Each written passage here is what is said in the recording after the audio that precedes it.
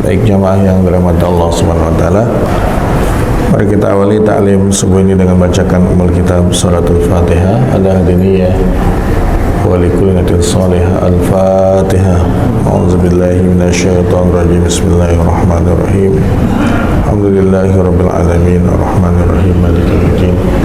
Iyyaka na'budu wa iyyaka nasta'in ihdinas siratal mustaqim.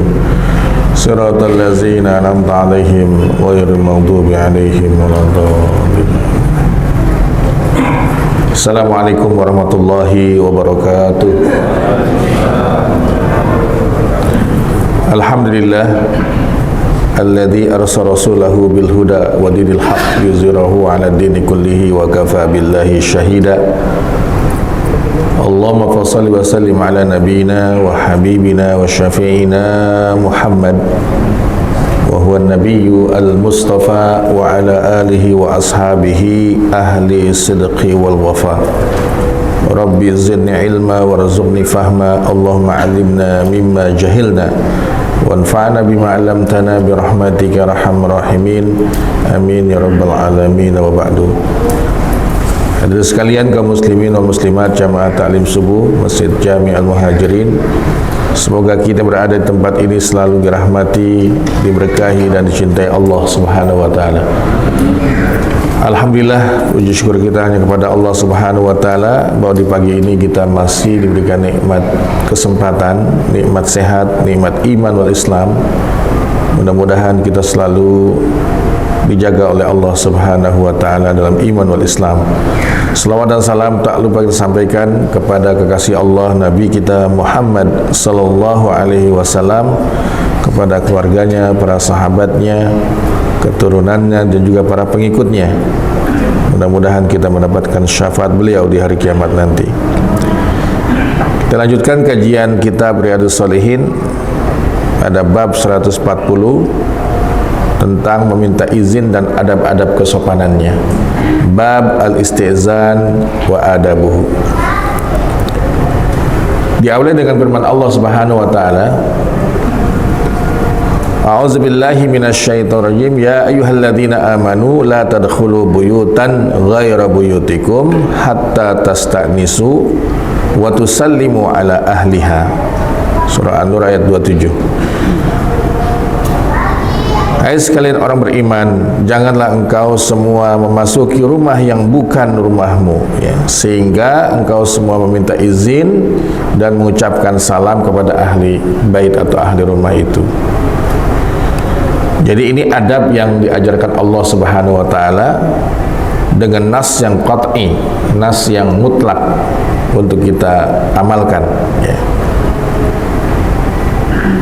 Ayat ini kalau kita lihat penjelasannya adalah merupakan etika yang ditetapkan oleh syariat Islam, bahwa Allah Subhanahu wa taala mendidik hamba-hambanya yang beriman, kita semua, dalam masalah meminta izin kepada pemilik rumah bila kita datang sebagai tamu ataupun ada kebutuhan, ya, dengan orang tersebut. Nah, jika hendak bertamu ya sama adabnya, Pak. Kemudian ia mengucapkan salam, ya. Jadi mengetuk pintu ataupun ya ditanya, kita menyebut nama kita, setelah itu kita mengucapkan salam. Nah, batasan meminta izin ini sebanyak 3 kali. Kalau bahasa kita mungkin permisi, ya Pak, ya. Sebanyak 3 kali, ya. Jika sudah 3 kali melakukannya, maka ia harus kembali. Ya mungkin 3 kali itu juga dikasih jeda, ya. Ketuk pintu pertama kali nggak ada yang nyaut, ya. Diketuk lagi kedua kalinya nggak ada yang nyaut juga, Pak, ya. Diketuk ketiga kalinya, ya sudah, pulang kita, ya. Ini adab yang ditanamkan oleh Allah Subhanahu wa taala kepada kita semua.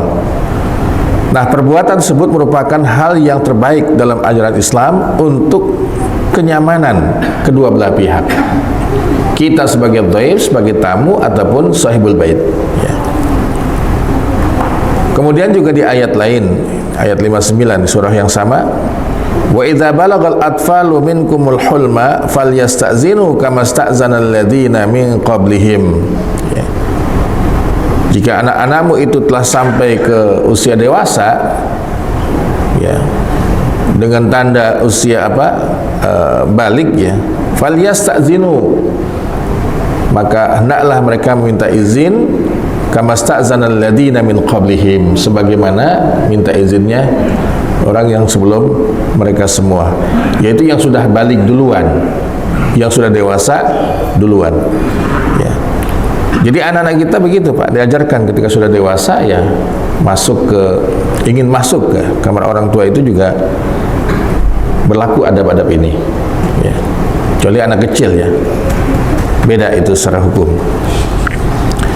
Nah, ayat tadi ini kalau kita lihat dalam konteks penjelasan Al-Imam At-Tabari rahimahullah, beliau berkata, jadi bila anak-anak kecil dari anak-anakmu atau kerabatmu, ponakan mungkin, ya, sudah masuk usia dewasa, maka hendaklah mereka meminta izin dan mengucapkan salam seperti hukum yang berlaku bagi orang yang sudah dewasa, ya.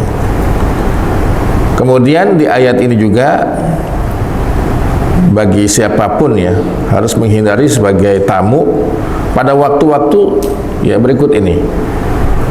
Ini sesuai dengan ayatnya, sehabis zuhur nggak boleh kita Pak ini, ya, sesudah isya dan sebelum subuh, kecuali kita mungkin meminta izinnya. Zaman kita kan sudah mudah hari ini, kita telepon, kita WA, ya. Kalau diizinkan ba'da isya, ya silakan, gitu loh. Tapi datang tiba-tiba itu nggak boleh. Ya, min ba'dil dhahira wa ba'dal isya, kemudian wa qabla subuh, ya.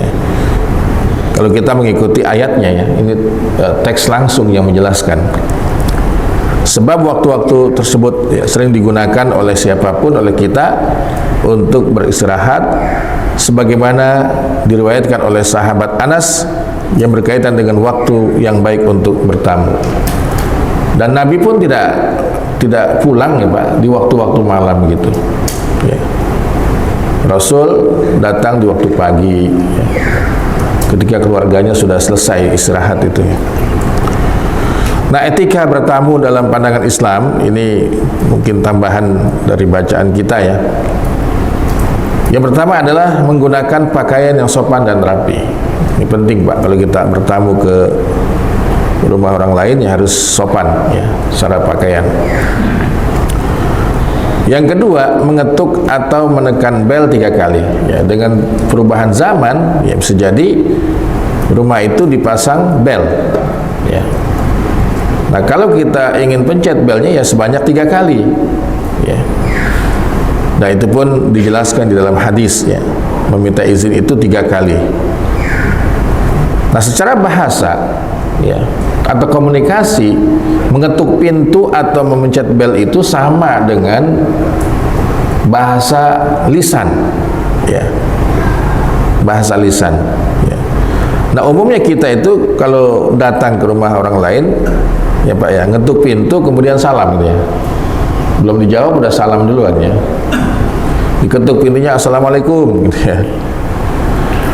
Nah, ini mana yang lebih bagus Pak? Apakah kita ketuk dulu, ketika ketemu dengan sahibul bait baru kita salam, ya?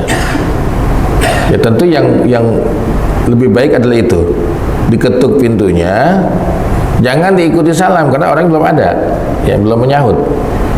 Kalau sudah membuka pintu, baru kita mengucapkan assalamualaikum. Secara hukum, ya, ketukan pintu itu sudah menjadi ganti, ya, kalimat atau ucapan yang kita ucapkan, ya. Kemudian mengucapkan salam. Nah, ini urutannya Pak. Itu pun ada ayat yang tadi dibacakan. Kemudian juga dilarang mengintip ke dalam rumah. Ketika dibuka pintu, kita harus berbalik, ya Pak, ya. Jangan melihat ke dalam. Bukan hanya mungkin nampak aurat yang tidak boleh dilihat, ya. Bisa jadi kondisi, ya Pak, belum rapi gitu, ya, di ruang tamunya. Kita kasih waktu lah untuk membenahi, ya, keadaan ya. Jadi dilarang mengintip ke dalam rumah. Kemudian dijelaskan dalam hadis bahwa kenapa Nabi mengajarkan ini, supaya kita itu sebagai tamu terbebas dari pandangan-pandangan yang tidak dihalalkan oleh Islam, oleh agama ya. Kemudian memperkenalkan diri kita ya, ketika ditanya oleh Sahibul Bait siapa, itu nggak boleh bilang saya Pak. Siapa? Saya, gitu, nggak boleh. Man haza ana, itu nggak boleh. Nabi sempat kesal sama sahabat yang datang ke rumahnya, ngetuk pintu, ditanya oleh Nabi siapa, dia menjawabnya saya gitu, ana. Nabi sampai bilang begini, anak-anak gitu ya, ibaratnya kesel lah gitu. Sebut nama, ya, atau yang menjadi identitas dia yang bisa dikenali. Bisa jadi Pak, kalau di kita kan nggak pakai apa ya, kunyah ya. Kunyah itu kan yang pakai abu. Kita punya anak, namanya bawanya Muhammad. Dikenalnya itu Abu Muhammad gitu ya. Abu Muhammad ya. Abu Zainab gitu bawanya. Jadi man siapa? Abu Zainab gitu. Jadi nama juga, cuman ini nama panggilan.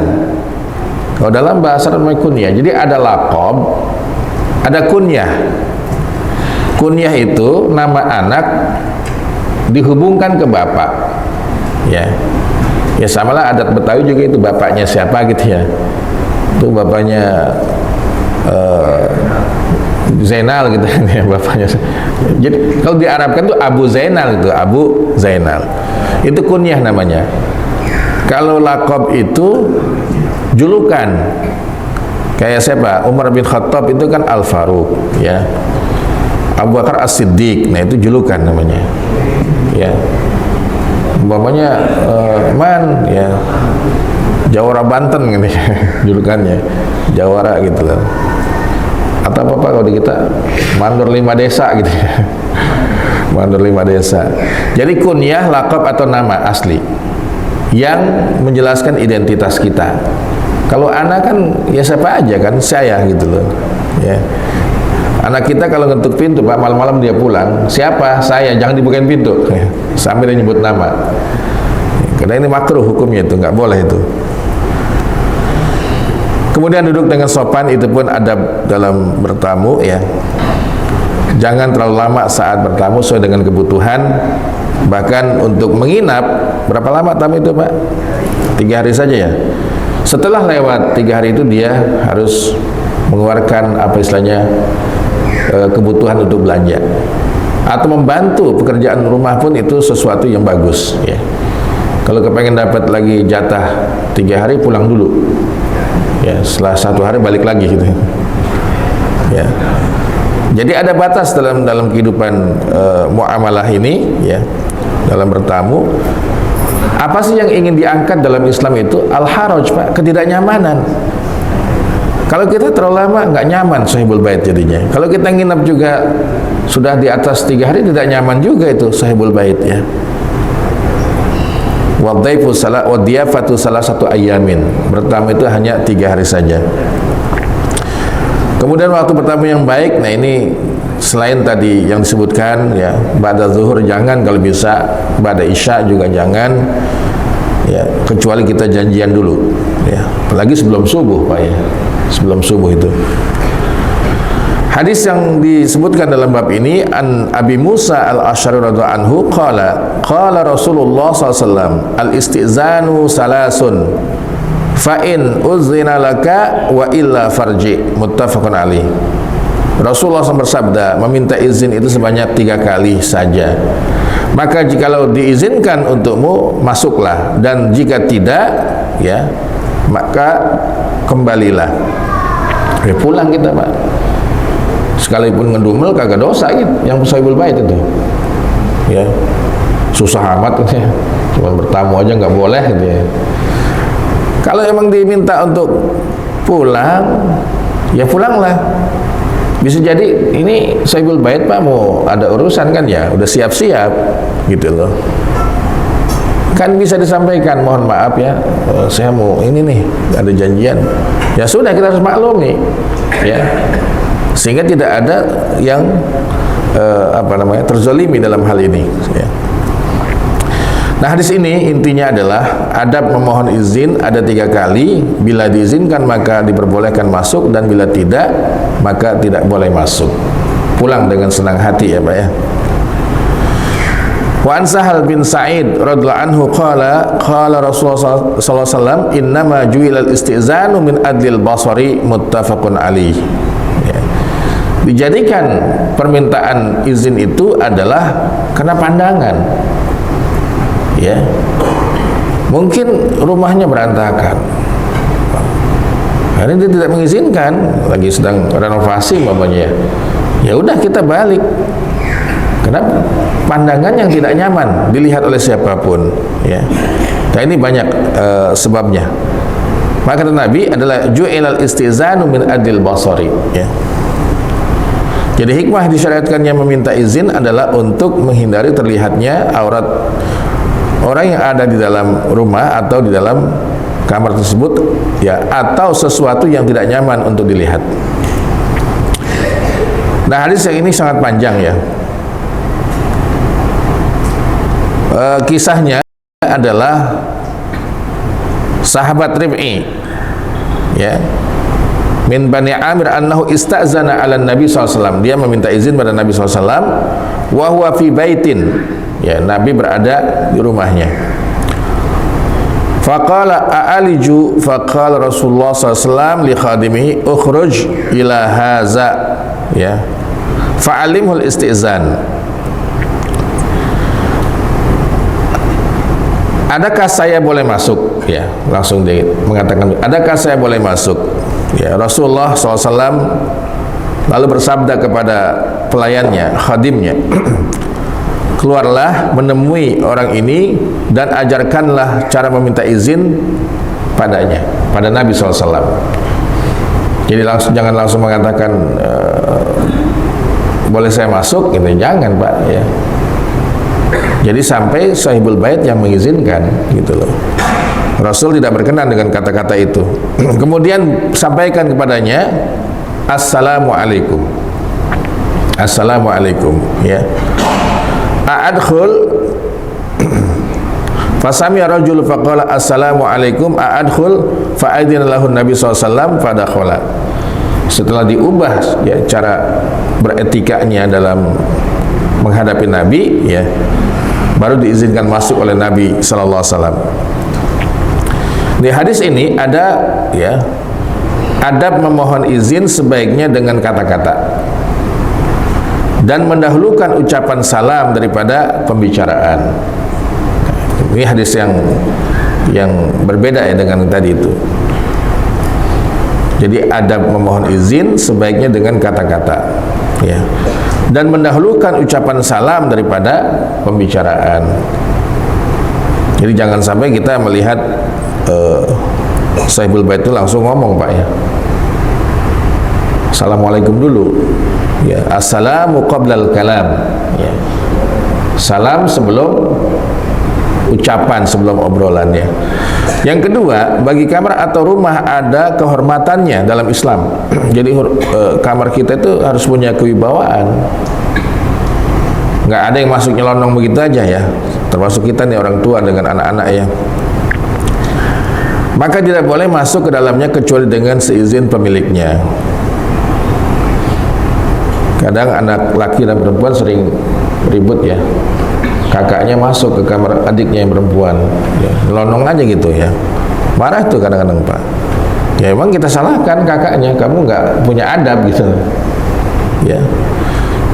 Kemudian yang ketiga, pentingnya mengajarkan orang yang bodoh, yang tidak tahu adab etika, ya, atau ilmu, dan menganjurkannya untuk selalu menuntut ilmu. Selalu menuntut ilmu dan beramal di atas ilmu. Jangan sampai kita beramal soleh tanpa ilmu, ya. Sia-sia amalan kita Pak kalau tanpa ilmu itu. Islam mengajarkan sampai masalah adab, Ya, datang ke rumah orang itu silaturahim ada adabnya. Ada pilihan-pilihan waktu yang tepat, ya. Nah, hadis yang menutup dalam bab ini, ya, di bab 140 ini, An Kilda ibnil Hambal radhiyallahu anhu qala ataitun Nabi sallallahu alaihi wasallam fadakhaltu alaihi wa lam usallim faqala Nabi sallallahu alaihi wasallam irji' faqul assalamu alaikum a'adkhul. Rawahu Abu Daud wa Tirmizi wa qala hasanun, hadisun hasan. Saya mendatangi Nabi SAW, lalu saya masuk kepadanya dan saya tidak mengucapkan salam. Lalu Nabi SAW bersabda, kembalilah dan ucapkanlah assalamualaikum. Apakah saya boleh masuk? Ya. Diriwayatkan oleh Imam Abu Daud dan yang lainnya. Jadi salam ini penting, Pak, ya, sebagai adab yang tidak bisa digantikan dengan ucapan lain, ya. Ini doa yang harus kita perbanyak. Nabi mengatakan afsyus salama bainakum, sebarkan salam di antara kalian. Ya, pernah kita bahas sebelumnya, kita kepengen jalan-jalan, Pak, ya, ninggalin rumah kita. Niatnya untuk apa? Hanya ingin mengucapkan salam.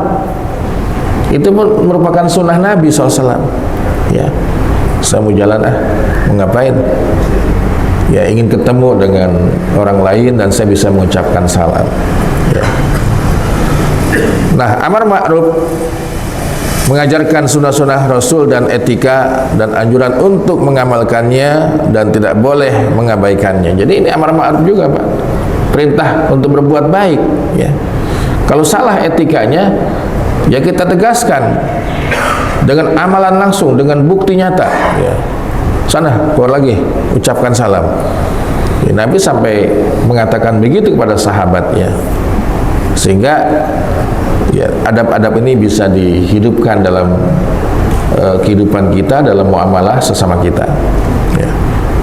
Luar biasa, Pak. Salam ini nggak boleh diucapkan untuk yang beda keyakinan, ya. Semua ulama itu sepakat, al-muhaddisun sepakat, ya. Kenapa? Ini doa keselamatan masalahnya, ya.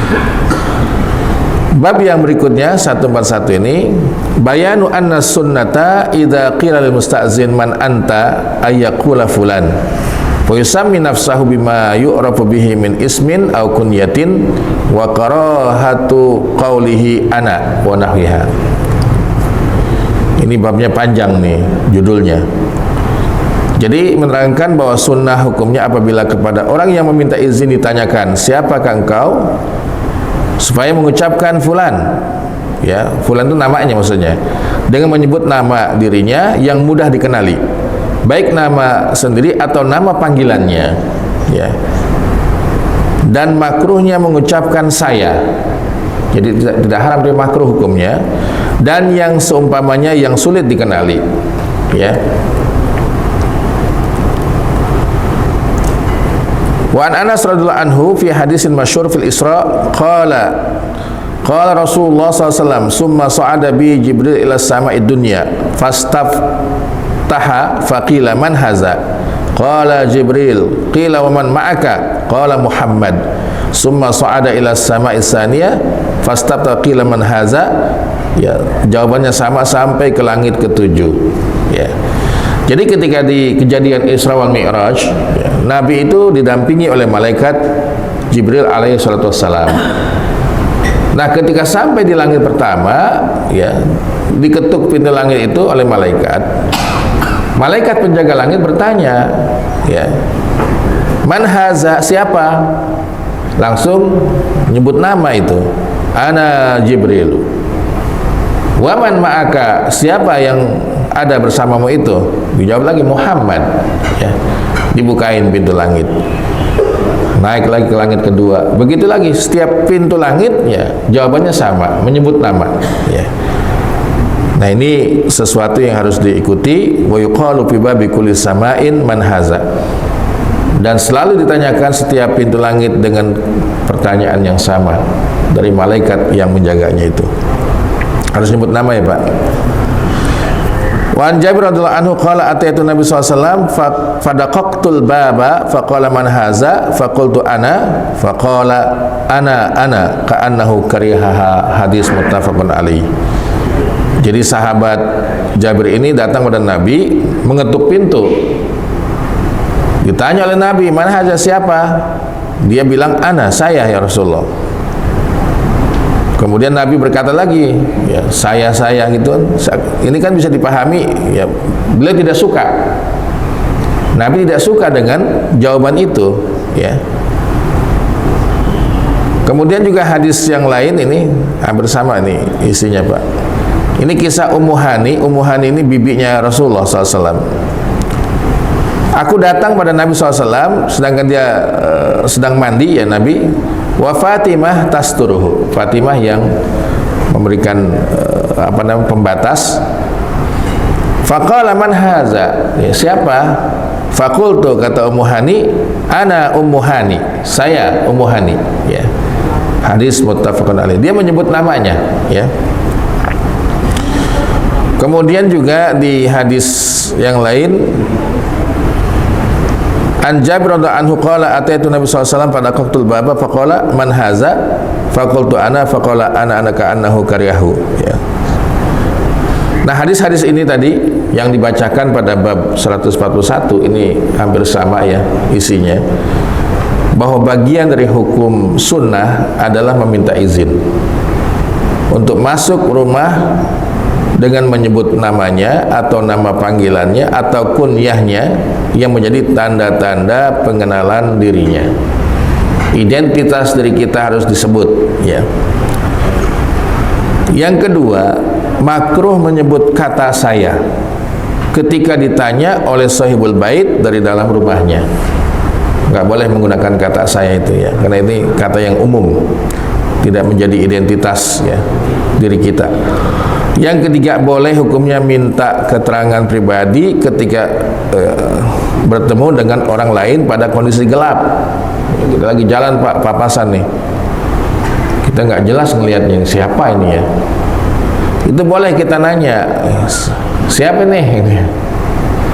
Langsung yang ditanya itu nyebut nama, gitu loh. Ini boleh hukumnya minta keterangan pribadi ketika bertemu dengan orang lain pada kondisi gelap. Kemudian yang keempat, ya, mengetuk pintu sudah menggantikan posisi kata minta izin.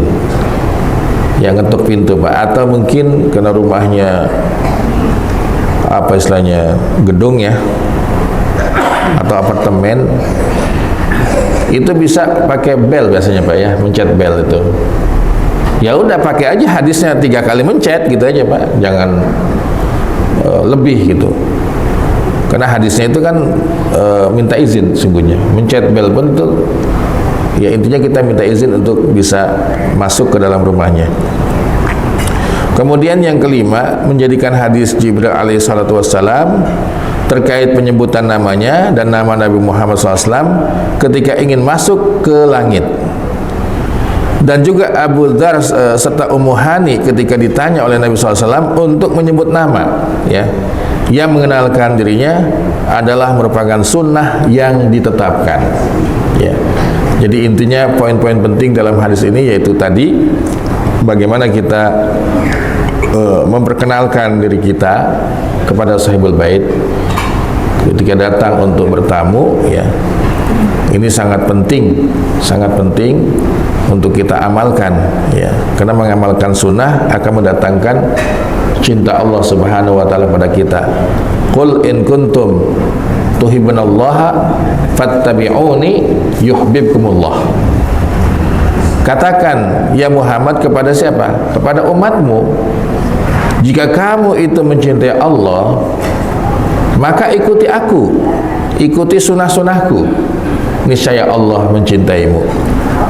Jadi itu intinya kita mengkaji sunnah Rasul, ya, hadis-hadisnya, ya, kita pahami, kita amalkan sehingga Allah akan mencintai kita. Karena cinta Rasul intinya itu apa? Ikuti sunnahnya. Yang kedua, perbanyaklah selawat kepadanya, ya. Dua hal ini sangat penting. ikuti dan amalkan sunnahnya, berselawat kepadanya. Ya, tambahannya mencintai para sahabat yang setia mendampingi Nabi SAW. Karena Nabi mengatakan, man ahabbahum faqad ahabbani. Siapapun yang mencintai sahabatku, maka dia mencintai aku. Wa man abghadahum faqad abghadani. Dan siapa yang membenci sahabatku, maka dia telah benci kepadaku.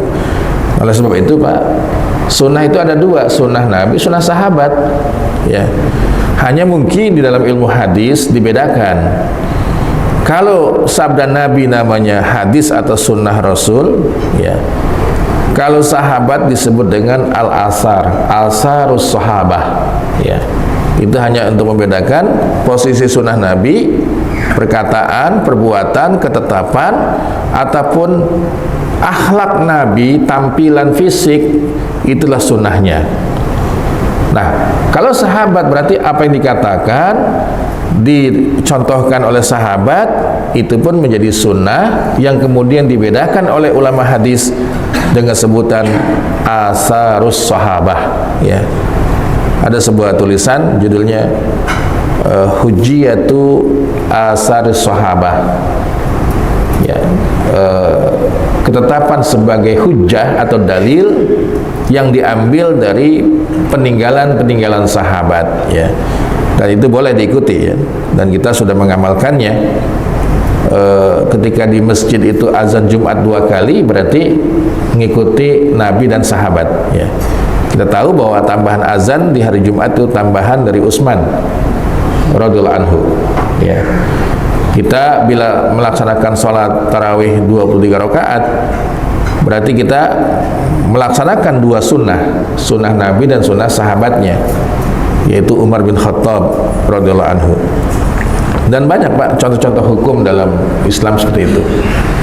Maka Nabi ketika mengatakan sebuah hadis, siapapun yang hidup setelah aku tidak ada, dia akan menyaksikan secara langsung perbedaan yang sangat banyak, ikhtilafan katsira.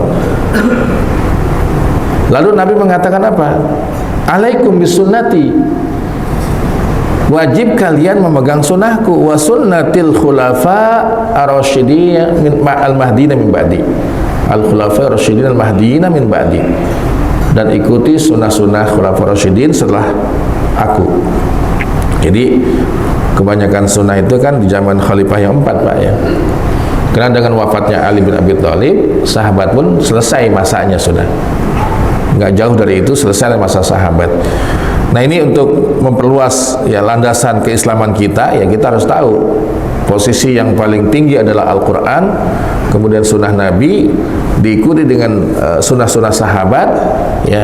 Setelah itu barulah mungkin kita menggunakan yang namanya qiyas, ya, analogi. Disitulah ijtihad, ya. Hari ini semua hukum-hukum Islam dibangun di atas ijtihad yang menggunakan analogi itu, ya. Saya ikut di komunitas konsultasi syariah. Bagaimana orang yang berusaha, ya, usaha dalam, ya, bisnis, modalnya halal, tetapi kegiatan bisnisnya itu haram, Pak. Maka modal yang halal itu langsung dihukumi, ya, secara hukum fikih adalah haram juga. Luar biasa itu, ya. Yang dulu mungkin kita belum tahu ilmunya, kok bisa ke situ. Iya. Nah, itulah pengaruhnya, ya. Modal yang halal digunakan untuk usaha yang haram, maka otomatis dia menjadi haram juga itu, si modal itu.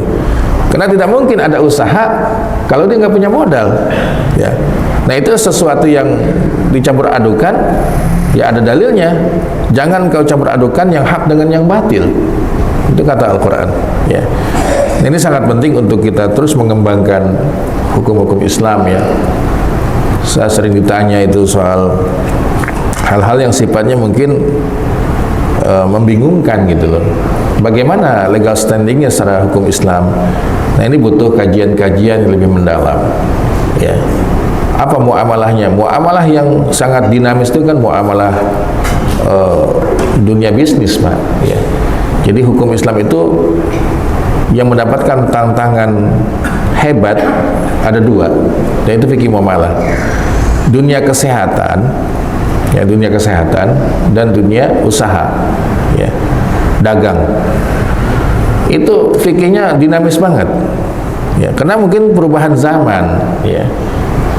Kita dilayani oleh aplikasi. Ini kan akad manusia dengan mesin, ya. Dengan aplikasi gimana hukumnya? Ya selama tidak ada gish, kecurangan dan kezaliman, itu hukumnya boleh. Bagaimana hukumnya jual beli secara online? Ya, ya selama syarat jual belinya terpenuhi, tidak ada kezaliman, ya tidak ada penyembunyian data, ya, maka itu silahkan saja. Jadi sehebat apapun kemajuan zaman, ya hukum fikih akan tetap bisa menjawab, ya. Saya kira itu kajian kita pada pagi ini dari dua bab ini, ya, tentang bagaimana kita datang ke rumah orang lain dengan adab-adab Islami sesuai dengan yang ditanamkan oleh Allah dan Rasulnya kepada kita sebagai hambanya.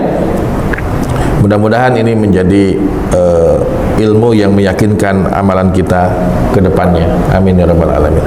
Bila ada yang ingin ditanyakan, silakan Pak. Adakah dari pembahasan kita ataupun yang lainnya? Ada? Tidak ada.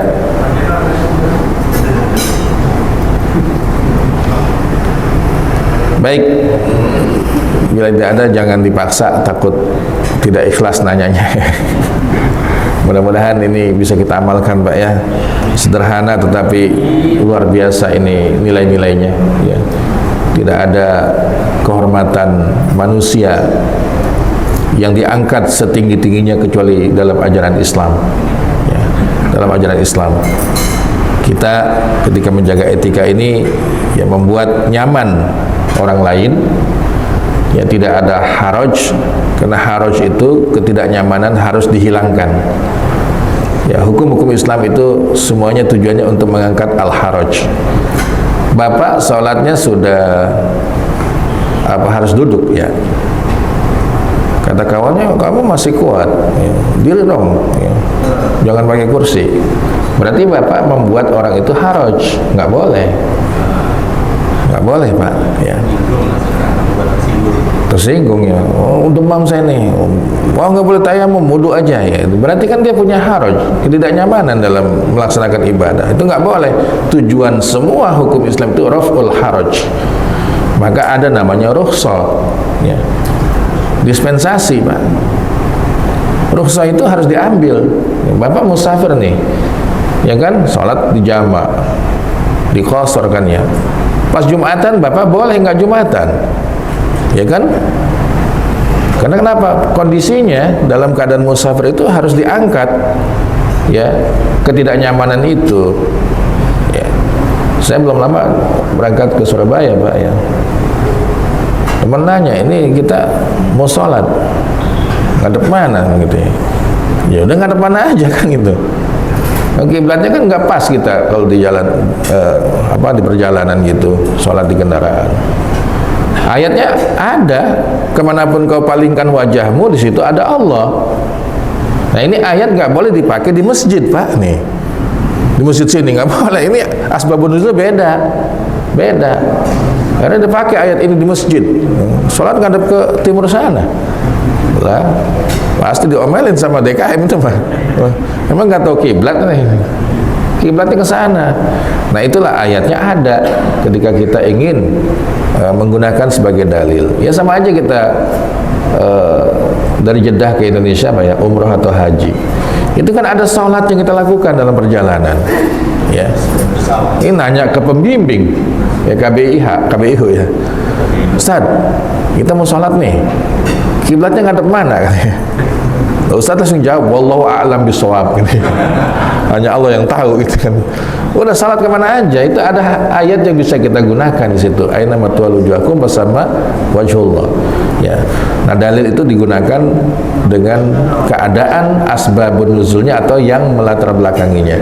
Itulah Islam yang tepat untuk kita pahami. Baik, kita cukupkan, kita tutup. Fadal. Oh ya. Misalnya safar pas dari Jumat kita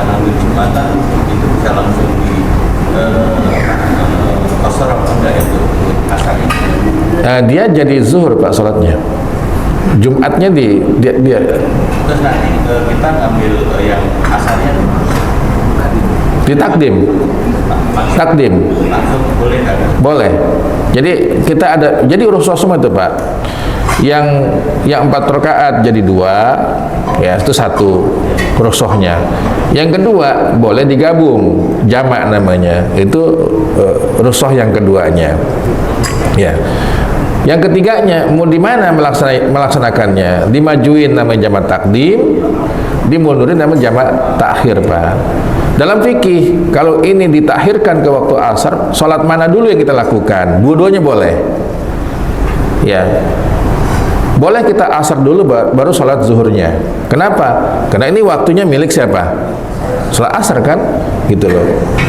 Yang dititipkan ngikut gitu loh. Kalaupun dilihat, ya karena kan zuhur itu duluan datangnya. Ya nggak apa-apa, 2 mazhab itu membolehkan. Ya 2 pendapat itu. Jadi ada 3 rukhsah di situ. Bahkan yang keempat, ini hari Jumat, seharusnya saya Jumatan. Tapi dalam kondisi ini ya dimaafkan, nggak usah Jumatan. Nah itu banyak rukhsah yang kita dapat. Ya. Kalau balik ke sini ya azimah lagi, hukum asli yang dipakai gitu loh.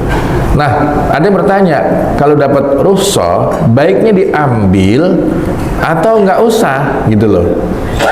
Pendapat yang menguatkan adalah diambil, karena ada hadis yang bunyi gini, Allah senang bila rukhsahnya itu dimanfaatkan oleh hambanya. Ya, jangan kita ini cuman safar yang nyaman kok, naik pesawat gitu ya. Bukan masalah kendaraannya Pak, statusnya itu.